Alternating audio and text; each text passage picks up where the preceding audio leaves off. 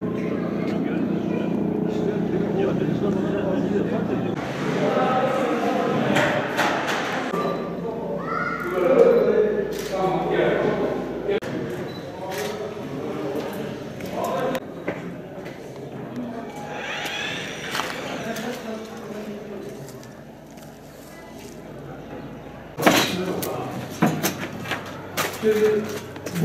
kadrolarda program var.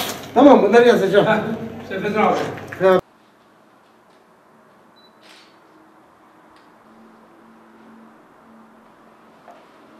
Özellikle Doğu Anadolu ve Güneydoğu başta olmak üzere aylardır süren bir çatışma süreci vardır. PKK ile devlet arasında süren bu çatışma. Tabii ki bu bir savaş ortamıdır.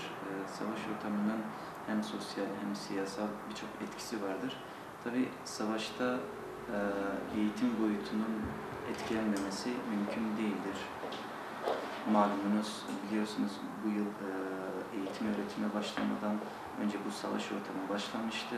Halihazırda Eylül'de başlaması gereken eğitim öğretim 2 hafta geç başladı.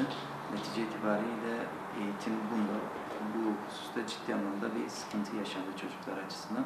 Malumunuz geçtiğimiz ay içerisinde TEOK sınavı yapıldı.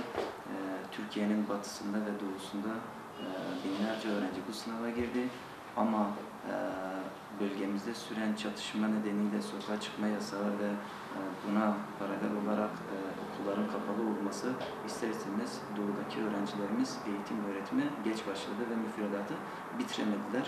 Bu daha önce basına da düşmüştü, kamuoyu da buna haberlerdir. Sonuçta yapılan bir TEOK sınavında öğrenciler ciddi anlamda olumsuz etkilendi. Tabii son zamanlarda özellikle bu çatışma sürecinde okulların da zarar gördüğünü görüyoruz. Özellikle okulların yakılma olayı PKK çevreleri tarafından. Tabii bunu sorgulamak lazım. Acaba sonuçta iki güç bir arada çatışıyor ve sonuçta okullar hedef alınıyor. Daha önce malumunuz camiler hedef alınmıştı. Sur ilçesinde bir cami yapma girişimi meydana gelmişti. Şimdi okulların hedef alınmasını sorgulamak gerekiyor. Acaba neden eğitim boyutu hedef alınıyor, okullar hedef alınıyor, çocukların neden okunması, okula gitmesi istenmiyor?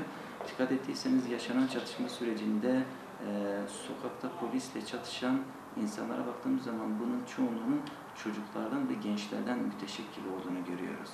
Yani o zaman şu sonuç mu ortaya çıkıyor? Okulların tamamen kapatılması, boşta kalan bu çocukların çatışma sürecine, çatışma içerisine çekilmesi mi hedefleniyor? İster istemez aklımıza böyle bir soru geliyor. Halihazırda sizin de takdiriniz, okula gitmeyen bir çocuk ne yapacaktır? Ortalıkta sağda solda boş boş dolaşacaktır. Ve sonuçta şer odakların, kirli plan yapan insanların tuzağına düşme ihtimalleri çok yüksektir. Bundan dolayı ben okulların hedef alınmasını bilinçli bir faaliyet olarak görüyorum. Bu çocuklarımıza yönelik onların çatışma sürecine çekilmesi, onlardan istifade edilmesi anlamında atılmış bir adım olarak görüyorum. Şunu da unutmamak gerekiyor, devlet tarafından acaba toplumun cahil bırakılması kimin işine yarıyor? Yani bunun da sorgulanması gerekiyor. Sonuçta eğitim ve öğretimden uzak yetişen bir toplumun bulaşabileceği sorunlar, sıkıntılar nelerdir? Bunu düşündüğümüz zaman hakikaten birçok kirli yapının özellikle cehaletten beslendiğini biz biliyoruz. Çünkü okumayan, araştırmayan, sorgulamayan ve bilmeyen bir nesil yetiştiği zaman ne olacaktır? Sonuçta her türlü kirli odakların güdümüne girmeleri kaçınılmazdır. Okula giden, daha doğrusu gidemeyen öğrenciler, sonuçta savaş mağdurları sadece çatışan taraflar değil, aynı zamanda en büyük mağdur kimlerdir? Kadınlar, çocuklar ve yaşlılardır. Bu üç kategori içerisinde en çok çocuklar.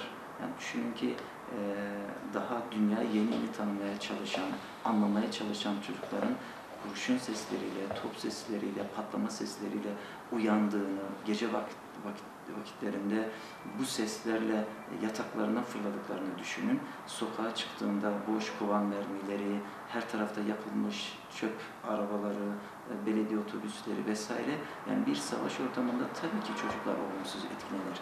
Her ne kadar olayı anlamadıkları yönünde fikir beyan edilse de sonuçta çocuktur, anlamaz, gelir geçer ama yaşanan her olay, her olumsuz davranış, her olumsuz görüntü onların zihinlerine nakşediliyor.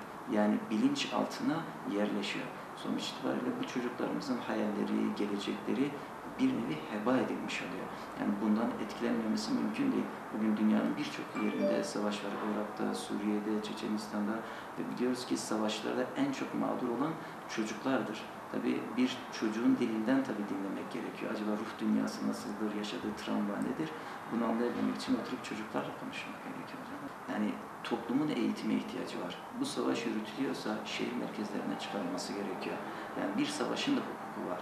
Savaş hukukunda mabetlere, kutsal mekanlara, tarihi yerlere, hele hele eğitim kurumlarına dokunmak nerede? Yani eğitim kurumlarının hedef alınması kimin işine yarıyor? Yani bunun ciddi bir şekilde irdelenmesi gerekiyor. Bir an önce hem kutsal mekanlarımız, özellikle camilerimiz başta olmak üzere artı eğitim kurumlarının dışında bu faaliyetlerin, bu çatışma sürecinin eğer sürecekse ki temennimiz sürmemesi, dikkat edilmesi gerekiyor. Sonuçta yani şunu hesap etmek gerekiyor. Acaba bu okulu yaktığınız zaman, bu okula zarar verdiğiniz zaman kimin çocukları bu eğitim öğretimden zarar görüyor? Bu bölgenin çocukları, bu toprakta yaşayan Kürt insanının, Kürt vatandaşının çocukları zarar görüyor. Yani sonuçta çatışma sürecinde siz karşı tarafa bu eylem tarzıyla nasıl bir zarar verdiğinizi düşünüyorsunuz? Bunun sorgulanması gerektiğine inanıyorum.